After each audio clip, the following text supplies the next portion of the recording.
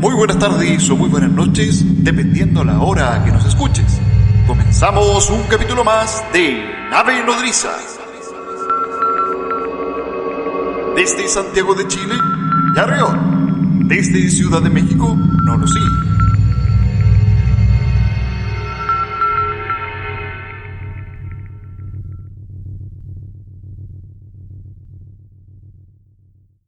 Muy buenas tardes o muy buenas noches, queridos amigos de Nave Nodriza, aquellos tripulantes que se están integrando a nuestra señal. Sean todos bienvenidos a un nuevo programa.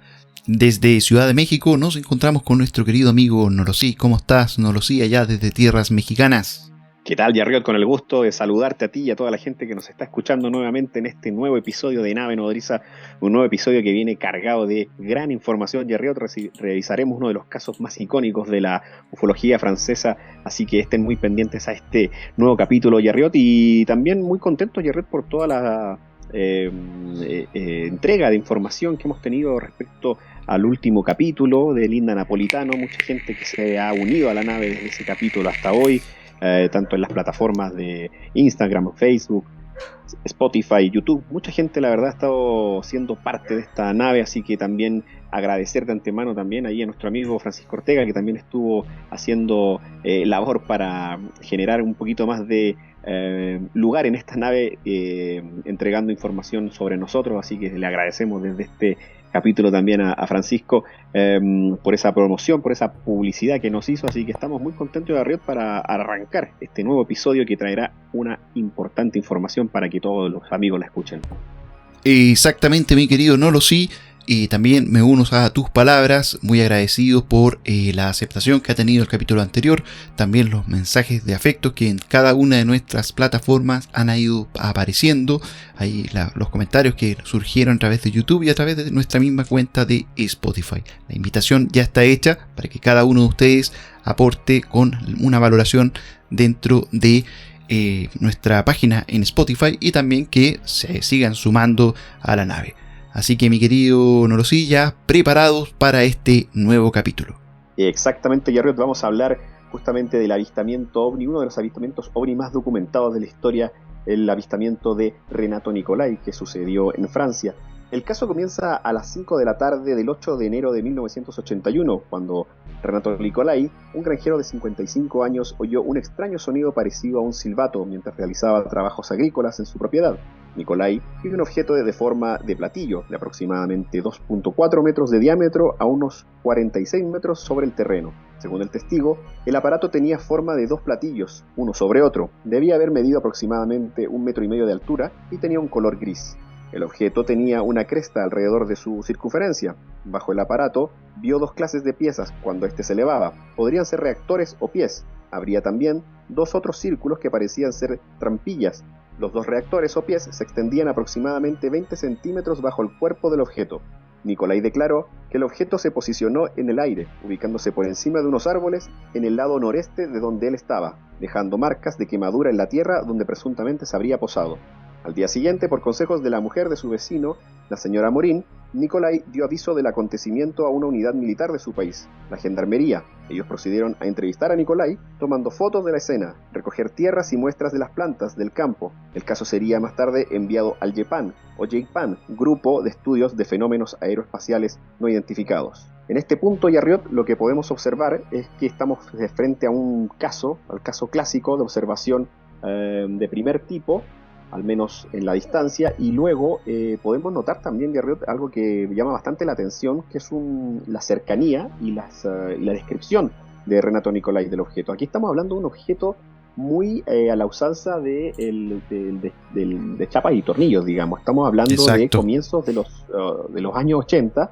Más adelante revisaremos un poquito más en tu relato, Yarriot, los detalles de por qué se considera uno de los casos más documentados, sobre todo en esa década de observaciones OVNI, al menos en Francia. A mí lo que me llama la atención, Yarriot, es que recurrimos justamente a observar que este acontecimiento tiene que ver con una observación muy, muy definida del objeto.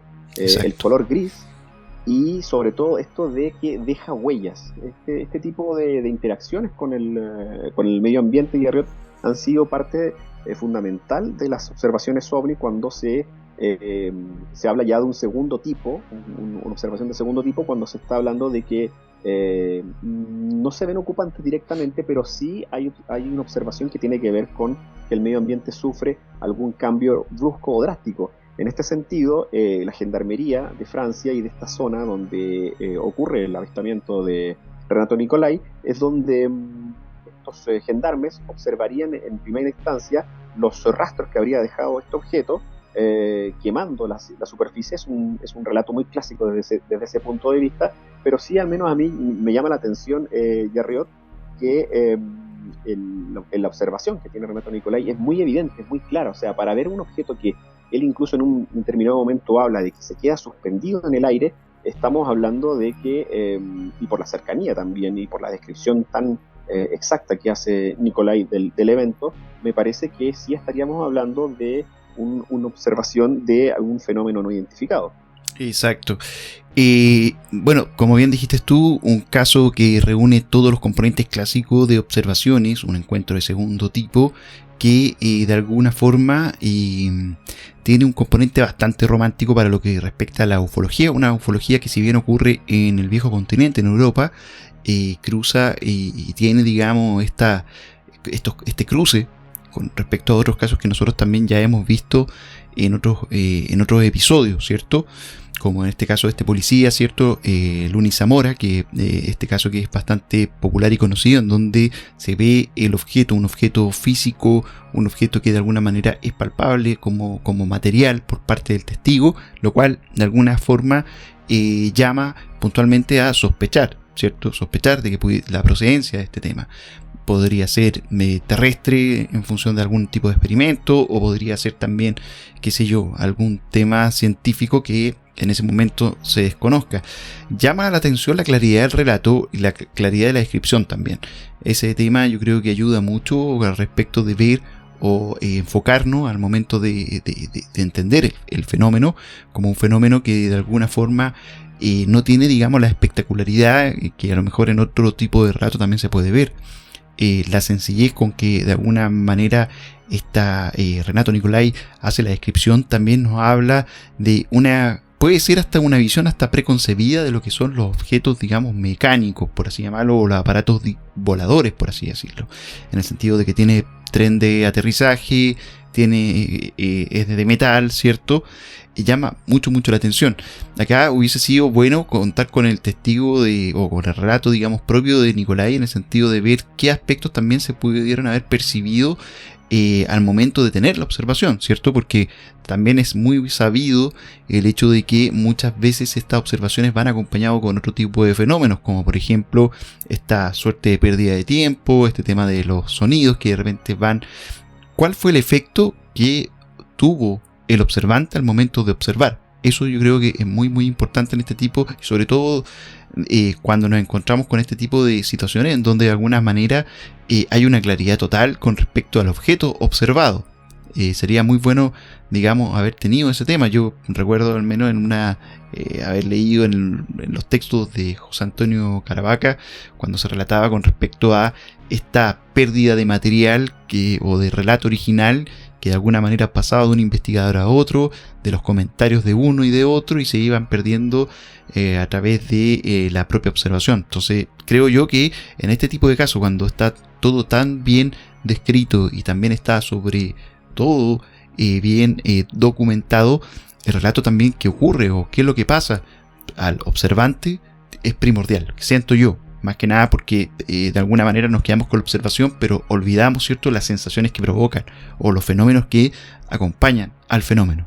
Exacto, y un alcance, bueno, más que un alcance, ni alcance ni fe de rata, diría yo, más bien una precisión sería, en este caso, en el relato original, obvié mencionar que este acontecimiento se produce en la provincia de Provence, que es una región muy cercana a la costa azul de Francia. Recordemos que en Francia, en la década de los 70, hay muchísimo avistamiento que es investigado por el mismísimo Jacques Vallée y también por Aimé Michel. Recordemos que ambos investigadores de la escuela francesa hacen digamos que ponen cuestionan de alguna forma siempre los relatos, ponen como que hacen una sospecha directamente del relato y no por ser, digamos, directamente por generar una sospecha maliciosa desde el punto de vista de pensar que el testigo está mintiendo, sino que ponen sus ojos directamente en la escuela francesa y estos dos investigadores en específico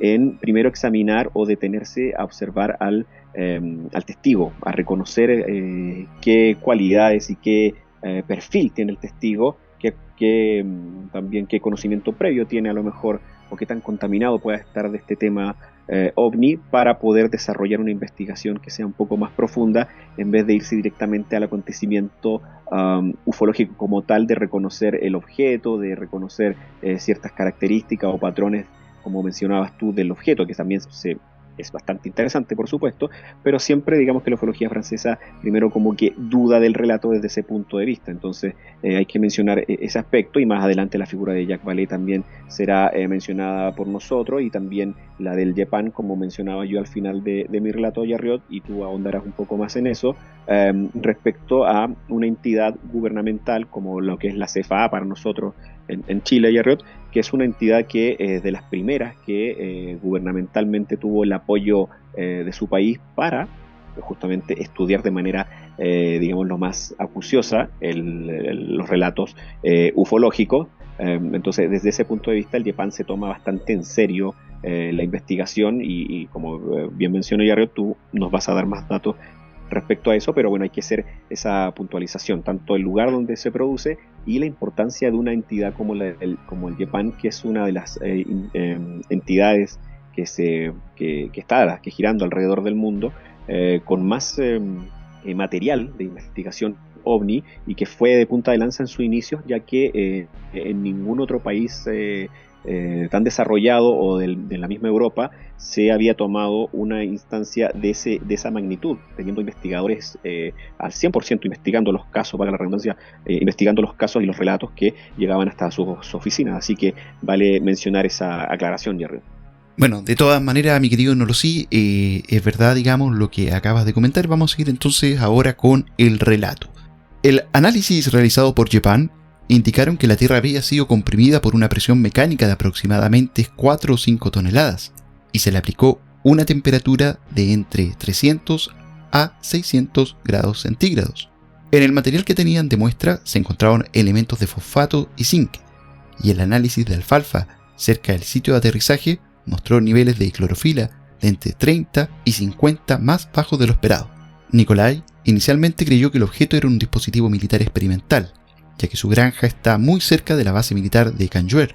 Esto haría que esa teoría sería mucho más verosímil. Aún así, la investigación de JEPAN se centró en dar una explicación más convencional, como alguna causa natural atmosférica o del mismo terreno. Se sabe que la investigación del JEPAN fue en conjunto con Gendarmería y que duró 2 años. Finalmente, JEPAN nunca entregó una explicación razonable. Para algunos de los científicos franceses, insisten que la investigación del JEPAN fue defectuosa, especialmente en el estudio del rastro físico. El informe de la policía indicó que el rastro, el cual apareció en una carretera activa, parecía uno hecho por el neumático de un automóvil. Esta explicación fue rechazada por el JEPAN, debido a que solamente era la versión de un único testigo. El rastro físico que se tenía no es un círculo perfecto. Se veían 2 especies de semicírculos que se cruzan uno sobre otro. Otro punto es que la forma circular de la evidencia en el terreno no coincide con la descripción del ovni hecha por Nicolai. En una entrevista hecha por la televisión francesa, Nicolai confirmó que hubo varios vehículos pasando por la misma carretera al momento del avistamiento. En 1988, 7 años más tarde del avistamiento, el conocido ufólogo Jacques Vallée revisó el caso escribiendo un artículo sobre el mismo. Bueno, mi querido Nolosí, con esto se cerraría en parte, ¿cierto?, este caso estudiado por JEPAN. Un caso que de alguna manera deja bastante evidencia física y evidencia bastante importante en el sentido de que de alguna forma son testigos, yo diría que bastante concretos en cuanto al tema del fenómeno, porque nos encontramos acá con que lo físico que logró ver, digamos, este granjero, ¿cierto?, de alguna manera se hace coincidente con la presencia física o con la evidencia física de lo padecido, digamos, a nivel terreno. Eso a mí me llama mucho la atención. O sea, más allá de que exista a lo mejor una preconcepción por parte de esta persona, ¿cierto? Por este granjero, existe de alguna manera un testigo físico o bien digo un testimonio físico que de alguna manera igual hace un poquito ya más difícil de refutar, creo yo. Yo no sé, digamos, qué opinión te trae esto. Sí, desde el punto de vista, aquí suceden varias coincidencias que nos encontramos en otros casos, que la explicación oficial, en este caso del YEPAN, junto con Gendarmería, versus las investigaciones independientes de investigadores o ufólogos locales, no coinciden. O sea, no es primera vez que se encuentran, que hay este tipo de rastros en los encuentros OVNI, al material que se encuentra, en este caso el fosfato, el zinc, también la clorofila, esta sustancia que se encuentra al 30 y al 50% de los niveles más bajos esperados. Siempre hay, bueno, no sé si decir siempre, pero en otros casos nos hemos encontrado ya con este tipo de versiones donde cuando se hace el estudio en terreno se encuentran este tipo de materiales, y más bien yo lo que me refería tenía que ver, Yarriot, con esta discrepancia entre investigadores locales y el YEPAN, que se acusan mutuamente a que existen algunas dificultades o algunas cosas que no se toman en cuenta al momento de la investigación. Ahora, el rastro, por ejemplo, este rastro que se habla que podría ser una especie de neumático que está sobre la superficie, y esta no coincidencia de Nicolai al mencionar que el círculo concéntrico ya no es exactamente exacto como el que se había mencionado en un principio, también dejan algún tipo de duda respecto a qué exactamente se enfrentó a Nicolai en aquel 8 de enero del 81. Lo interesante, Yarriot, es finalmente que marca este tipo de casos un precedente respecto, justamente como yo hablaba hace un rato, de la investigación del YEPAN, haciendo investigación científica directamente con laboratorios, directamente con toma de muestras, y eso marca un poco el precedente de lo que se viene a hacer también en Latinoamérica más adelante con otros casos. O sea, justamente tomarlo lo más profesional posible. De hecho, Yarriot, hay universidades que también colaboraron en este tipo de investigación, universidades de Toulouse, por ejemplo, laboratorios químicos, varios laboratorios también que tienen que ver con el espectro, por ejemplo, de bombardeo de masas, de iones. O sea, la verdad que fue una investigación desde ese punto de vista, y por eso le enunciaba un poco también del capítulo de hoy, bien investigado, o sea, investigado desde el punto de vista de lo más profesional posible. Ahora, el encuentro OVNI, como ya lo sabemos, no puede ser estudiado como una ciencia, no se puede ser replicado, y por lo mismo, digamos que el encuentro OVNI es tan furtivo y nos deja tan pocas huellas, digamos, desde lo visual, desde lo que se pueda grabar, desde lo auditivo e incluso desde los rastros, por ejemplo, que deja este caso de Nicolai, que con lo poco que tenemos a mano, o en este caso con lo poco que tenía el YEPAN y los investigadores y la Gendarmería a mano, se toman las muestras y se hace, digamos, el conteo de lo que se encuentra en la zona. Ahora vaya a saber uno exactamente qué también hubo o no o anteriormente en esa zona. O sea, por ejemplo, ya estos datos de esa marca de neumático, o sea, ya puede ser una contaminación incluso posterior a la situación. O sea, quiero hacer hincapié en eso porque pareciera que, claro, el YEPAN hace su investigación, cierra el caso, da su opinión, pero claro, el caso no muere ahí, digamos, ¿no? El caso también tiene que verse desde la perspectiva en este caso del testigo, en cuanto, por ejemplo, a la visualización de esta forma de plato también, ¿no? A mí me llama la atención que es un relato muy como muy cristalino desde el punto de vista de las características del objeto y de cómo se mantiene incluso en un momento determinado en el aire sin movimiento. Incluso se habla de que se pudo haber enfrentado Nicolai a un prototipo de tipo militar hecho por el hombre, exacto. Militar, exactamente. Entonces tampoco descartamos esas posibilidades.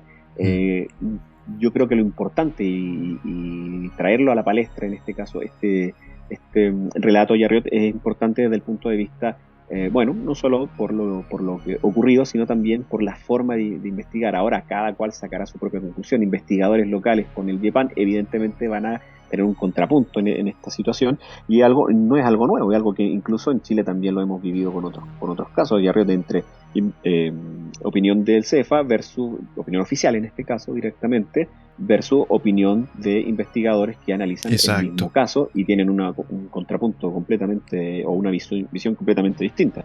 Exacto, totalmente de acuerdo, y es totalmente válido, y yo creo que dentro de la discusión científica o dentro de la discusión de los investigadores tiene que ser un tópico que tiene que estar tiene que ser constante, en el sentido de que exacto, o sea, nadie acá va a tener la verdad absoluta, dado lo complejo que es el tema o lo furtivo que es el tema, ¿cierto? En ese tema, desde ese punto de vista, yo creo que cada investigador o cada persona que está interesada en este tipo de fenómenos tiene que ser consciente de que el fenómeno parece a ratos también jugar con nosotros, o parece jugar con el observador y con la investigación. Por ende, es válido plantear y replantear, y la idea, creo yo, y el llamado también es para todos los tripulantes, y como también decimos siempre, no lo crea, investíguelo, porque de verdad es, como bien decías tú, existen visiones, distintos tipos de visiones que van a empezar a chocar. O sea, por ejemplo, en el mismo relato estamos hablando del año 1981, donde ya la gran mayoría de las películas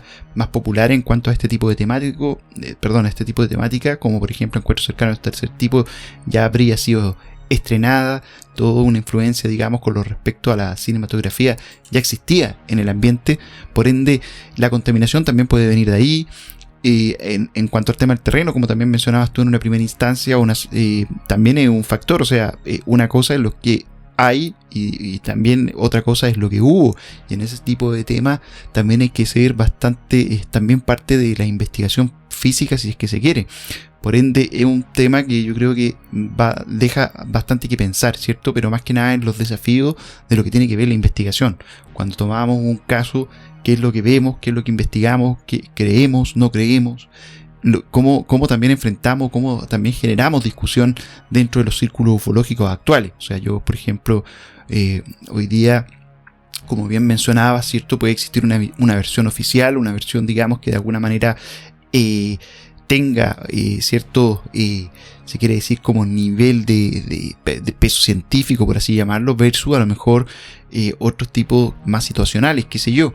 Pero bueno, son distintas visiones para un mismo problema que yo creo que sin duda alguna hacen divertido el fenómeno. Hacen divertido el fenómeno porque así como hay tantas personas dentro del mismo fenómeno, también hay distintas visiones de lo que puede significar este tipo de misterios, ¿cierto? Que es lo que es el tema OVNI. Bueno, mi querido Nolosí, con esto ya damos por cerrado este tema.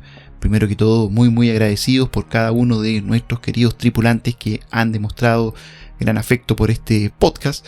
Estamos tratando ahí de tener algún tipo de ritmo con respecto a los distintos capítulos que hemos ido presentando, así que muy agradecido por eso. Sigan escribiéndonos a través de nuestras redes sociales, sigan suscribiéndose. Vamos a estar ahí tratando de llevarles cierto nuevo material una vez cada 2 semanas, así que ahí para que estén atentos a nuestra página de Spotify, ahí nos valoren, ¿cierto? Con las 5 estrellitas, y nada, síganos en nuestras redes sociales. Así que por mi parte, mi querido Nolosí, me despido hasta una nueva oportunidad.